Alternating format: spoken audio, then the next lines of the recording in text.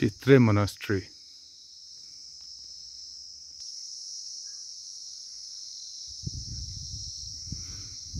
আকাশ যে এত নীল হয় তা আমরা সমতলের লোকেরা বুঝতেই পারি না।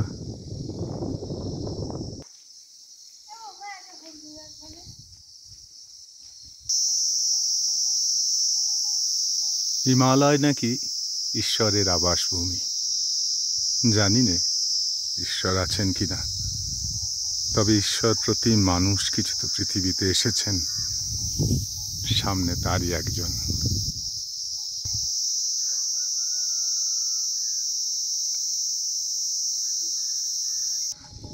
ছবির মতো সব দৃশ্যাবলী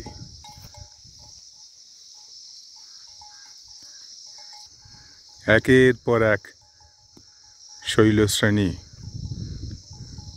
দূরে তুষার মৌলি, গিরিশৃঙ্গ, সামনে দার্জিলিং, সুখিয়া পুকুরি,